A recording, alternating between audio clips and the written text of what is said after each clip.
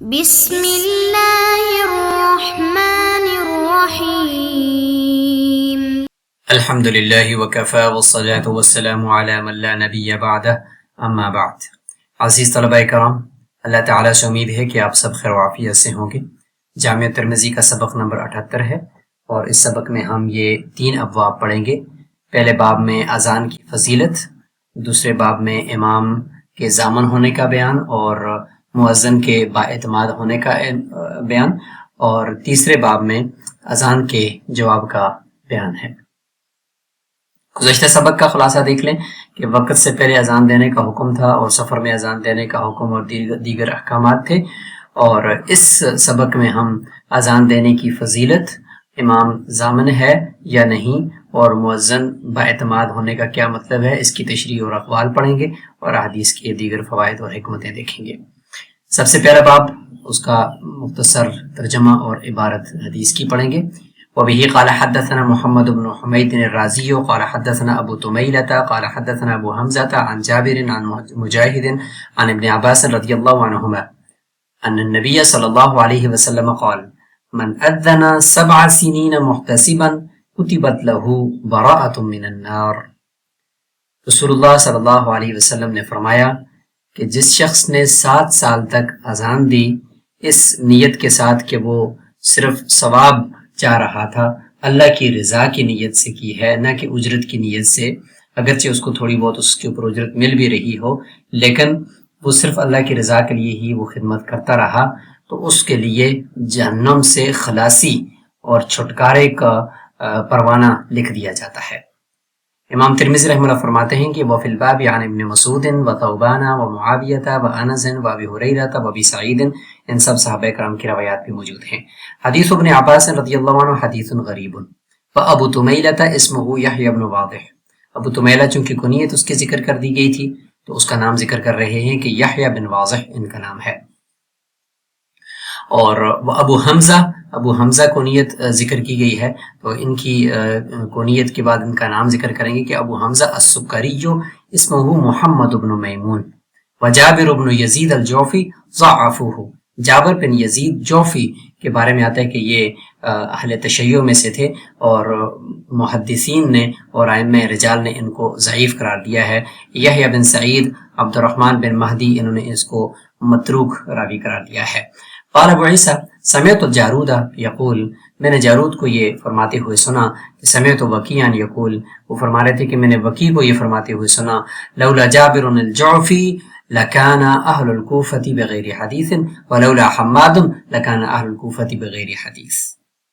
اگر جابر جوفی نہ ہوتے تو اہل کوفہ بغیر حدیث کے رہ جاتے، حدیث کوفہ کے اندر جابر جوفی نہیں پہنچائی ہے، اور اگر حماد نہ ہوتے تو اہل کوفہ فقہ کے بغیر رہ جاتے۔ تو یہاں پہ جو وکیع ہیں وہ جابر جوفی کی توثیق بیان کر رہے ہیں، جبکہ امام ابو حنیفہ رحمہ اللہ نے بھی ان کو جھٹلایا ہے کہ یہ صحیح راوی نہیں تھے۔ اگلا باب ہے باب ما جاء ان الامام ضامن والمؤذن مؤتمن، امام ضامن ہوتا ہے یعنی مقتدیوں کی بھی نماز کا، لہذا اگر امام کی نماز اگر ٹوٹ گئی تو مقتدیوں کی نماز بھی ٹوٹ جائے گی، اور مؤذن مؤتمن ہوتا ہے یعنی سارے کے سارے لوگ اس کے اوپر ہی اعتماد کرتے ہیں اور اسی کے اوپر اعتماد کر کے اپنی نماز پڑھتے ہیں، اپنا روزہ بند کرتے ہیں، روزہ افطار کرتے ہیں، تو لہٰذا اس کو چاہیے کہ وہ بااعتماد ہی رہے اور اعتماد کو برقرار رکھے۔ وبه قال حدثنا حناد قال حدثنا ابو الاحفص وابو معاویہ عن الاعمش عن ابی صالح عن ابی ہریرہ رضی اللہ عنہ قال قال رسول اللہ صلی اللہ علیہ وسلم الامام ضامن والمؤذن مؤتمن، امام ضامن ہے اور مؤذن جو ہوتا ہے وہ بااعتماد ہوتا ہے۔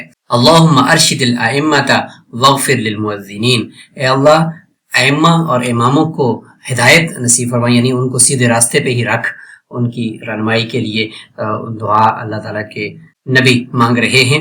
اور وغفر للمؤذنین، اگر مؤذنین سے کچھ لغزش ہو بھی جائے وقت سے پہلے اذان دینے کے حوالے سے یا اس کے علاوہ، تو مؤذنین کی بھی مغفرت فرما دے۔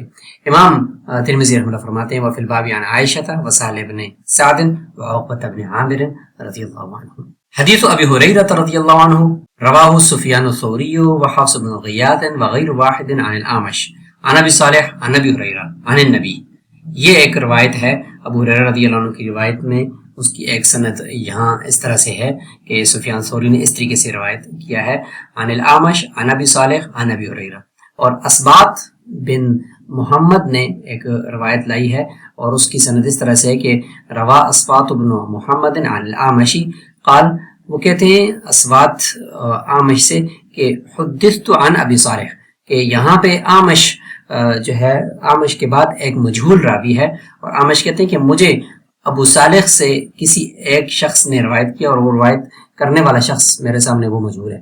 اب یہاں پہ عن الاعمش عن ابی صالح، یہ براہ راست اعمش نے ابو صالح سے گویا سماع کیا ہوا ہے، جبکہ یہاں پر اعمش خود فرماتے ہیں حدثت عن ابی صالح، مجھے ابو صالح سے کسی نے روایت بیان کی، وہ کون تھا اس کا پتہ نہیں، عن ابی ہریرہ عن النبی۔ اور وروا نافع بن سلیمان عن محمد بن ابی صالح عن ابیہ عن عائشہ، یہاں پہ نافع بن سلمان نے محمد بن ابی صالح سے، یعنی محمد نے اپنے باپ ابو صالح سے پھر اس کو روایت کیا، اور انہوں نے حضرت عائشہ رضی اللہ عنہ سے، اور انہوں نے رسول اللہ صلی اللہ علیہ وسلم سے اس حدیث کو دی۔ یہ ایک تیسری سند ہے یہاں پر۔ اب امام ترمذی رحمہ اللہ فرماتے ہیں کہ یہاں پر تو اس سند کے اندر ایک مجہول راوی آ گیا ہے، ایک تو یہ کلام ہے، لیکن امام ترمذی رحمہ اللہ فرماتے ہیں کہ میں نے ابو زرع کو یہ فرماتے ہوئے سنا کہ حدیث ابی صالح عن ابی ہریرہ اصح من حدیث ابی صالح عن عائشہ، جو اوپر والی سند ہے اور وہ ابو صالح عن ابی ہریرہ والی، یہ حدیث زیادہ اصح اور صحیح ہے بنسبت حضرت عائشہ رضی اللہ عنہ سے جو ابو صالح روایت کرتے ہیں، یعنی یہ سب۔ امام ترمذی رحمہ اللہ فرماتے ہیں کہ وسمعت محمد، میں نے امام بخاری رحمہ اللہ کو فرماتے ہوئے سنا یقول حدیث ابی صالح عن عائشہ اصح، امام بخاری رحمہ اللہ کے نزدیک یہ والی سند ابو صالح عن عائشہ، یہ والی جو سند ہے یہ زیادہ اصح ہے، لیکن امام ترمذی رحمہ اللہ فرماتے ہیں کہ جو اوپر والی سند ہے وہ زیادہ صحیح ہے۔ وذکر عن علی بن المدینی انہ لم یثبت حدیث ابی صالح عن ابی ہریرہ، اور امام بخاری رحمہ اللہ نے یہ ذکر کیا ہے کہ علی بن مدینی سے انہوں نے یہ ذکر کیا ہے کہ انہوں نے ابو صالح کی جو ابو ہریرہ سے روایت ہے اس کو صحیح روایت نہیں قرار دیا اور اس کو ثابت نہیں کیا۔ ولا حدیث ابی صالح عن عائشہ، اور اسی طریقے سے ابو صالح کی جو روایت عائشہ سے ہے فی ھذا، اس سند کے اندر یہاں پر اس کو بھی انہوں نے ثابت نہیں قرار دیا۔ تیسرا باب اس سبق کا ہم دیکھتے ہیں، باب ما یقول اذا اذن المؤذن، جب مؤذن اذان دے رہا ہو اس وقت اس کے الفاظ کے ساتھ آپ نے اذان کا جواب دینا ہے۔ اس کی اپنی جگہ پر فضائل بھی ہیں جو آگے آئیں گے، لیکن کیا جواب دینا ہے، کس طرح سے دینا ہے، اس کو بھی ہم تھوڑا سا آج ذکر کریں گے۔ وبه قال حدثنا اسحاق بن موسى الانصاري قال حدثنا مان قال حدثنا مالك وبه قال حدثنا قتيبة عن مالك عن الزهري عن عطاء بن يزيد الليثي عن ابي سعيد رضي الله عنه قال قال رسول الله صلى الله عليه وسلم اذا سمعتم النداء فقولوا مثل ما يقول المؤذن۔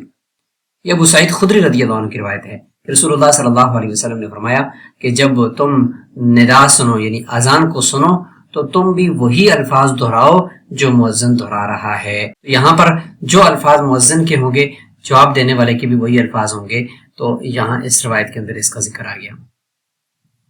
وفي الباب عن ابي رافع وابي هريره وام حبيبه وعبد الله بن عمرو وعبد الله بن ربيعه وعائشه ومعاذ بن انس ومعاويه رضي الله عنهم، ان سب کی روایات موجود ہیں۔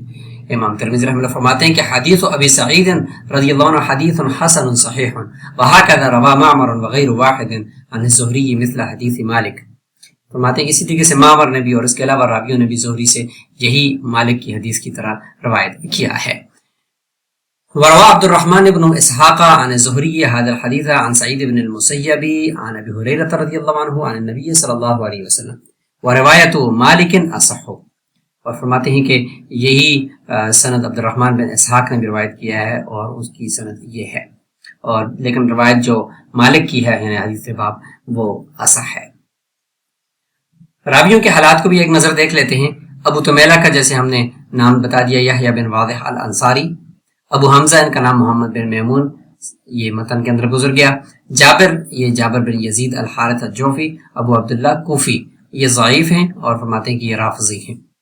باب ما یقول اذا اذن المؤذن عن عطاء بن یزید اللیثی، یہ عطاء بن یزید اللیثی المدنی، یہ شام کے اندر یہ تشریف لے گئے تھے، ثقہ راوی ہیں اور محدثین کے تیسرے طبقے سے ان کا تعلق ہے۔ اب اذان کی فضیلت کے حوالے سے معارف السنن کے اندر یہ تفصیلی عبارت موجود ہے، قد صحت عدۃ من الاحادیث فی فضل الاذان، کہ اذان کے بارے میں متعدد احادیث جو ہے وہ وارد ہوئی ہیں۔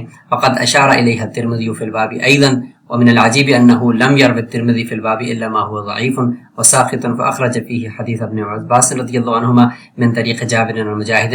فرماتے ہیں کہ امام ترمذی رحمہ اللہ نے جو بھی اذان کی فضیلت کے اندر روایت لائی ہے وہ ساری کی ساری ضعیف روایتیں لائی ہیں۔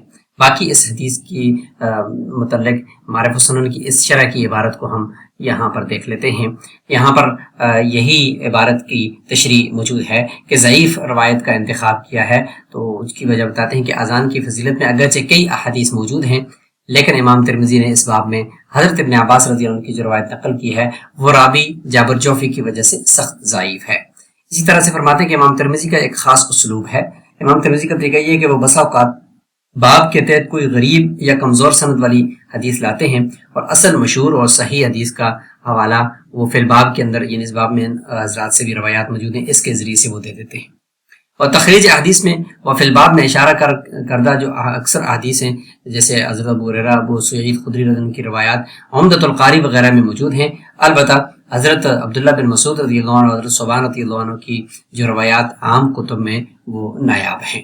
اب جابر بن یزید الجوفی، ان کے بارے میں جو جرح کی بھی کی گئی ہے اور ان کے بارے میں تعدیل کے اقوال بھی موجود ہیں۔ معارف السنن نے ان سارے اقوال کو یہاں اس عبارت کے اندر جمع کیا ہے۔ ہم اس کا خلاصہ ایک نظر آگے دیکھیں گے، اور یہاں یہ عبارت موجود ہے۔ اس عبارت کا خلاصہ یہاں پر دیکھ لیتے ہیں کہ محدثین کا شدید اختلاف ہے اس بارے میں کہ بعض نے اس کی تعدیل کی ہے، بعض نے اس کی جرح کی ہے۔ امام ابو حنیفہ رحمہ اللہ نے فرمایا سب سے بڑا جھوٹا یعنی کذاب اس کو کہا ہے، جبکہ سفیان ثوری، شعبہ اور وکیل نے انہیں صادق، ثقہ اور پرہیزگار قرار دیا ہے۔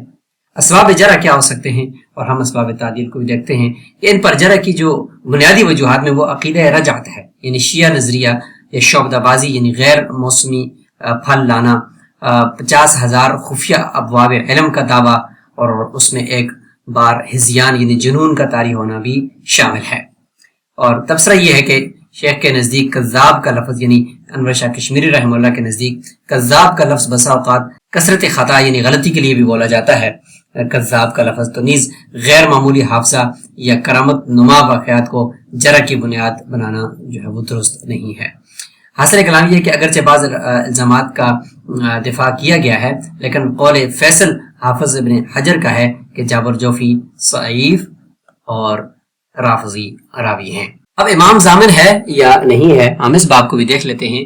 تو معارف السنن کے اندر یہ موجود ہے کہ حدیث باب جو ہے یہ بہت سارے مسائل کے اوپر مبنی ہے، اور حنفیہ کا اس میں شوافی کے ساتھ اختلاف بھی ہے۔ شوافی اس کا جواب بھی دیتے ہیں کہ امام جو ہے وہ ضامن راعی سے ہے۔ راعی کا معنی چرواہا یعنی رعایت رکھنے والا اور خیال رکھنے والا، تو امام جو ہے وہ نمازیوں کی یعنی مقتدیوں کی نماز کا خیال رکھنے والا، رکعت کی تعداد کا۔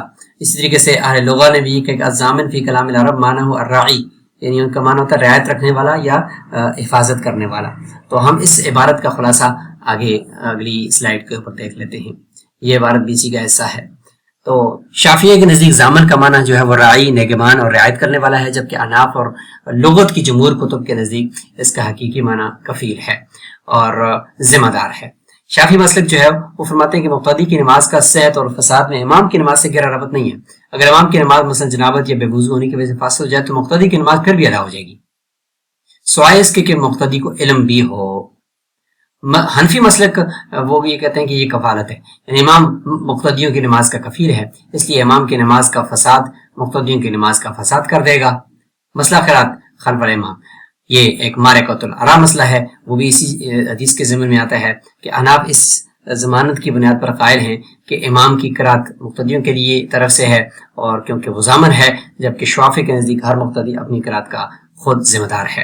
آثار صحابہ کیا کہتے ہیں؟ تو حضرت سعد بن سعدی کا امامت سے گھبرانا اس بات کی دلیل ہے کہ صحابہ اسے محض نگرانی نہیں بلکہ ایک ذمہ داری اور ضمانت سمجھتے تھے، جو حنفی موقف کی تائید ہے۔ اذان کا جواب دینے کے حوالے سے الفقہ الاسلامی و ادلتہ سے یہ عبارت آپ کے سامنے موجود ہے۔ ہم اس عبارت کا بھی خلاصہ دیکھ لیتے ہیں کہ شرعی حکم یہ ہے کہ احناف کے نزدیک راجح قول پر اذان کا جواب دینا واجب اور اقامت کا جواب مستحب ہے، جبکہ جمہور شافعی مالکیہ حنابلہ کے نزدیک دونوں اذان کا جواب دینا بھی اور اقامت کا جواب دینا بھی سنت ہے۔ اور طریقہ یہ کہ مؤذن کے الفاظ دہرائے جائیں، سوائے حی علی الصلاح حی علی الفلاح کے، کہ وہاں لا حول ولا قوت الا باللہ کے ہے، اور الصلاۃ خیر من النوم کے جواب میں صدقتا و بررتا، اور اقامت میں قد قامت الصلاح کے جواب میں اقامہ اللہ و ادامہ کے الفاظ کے ہے۔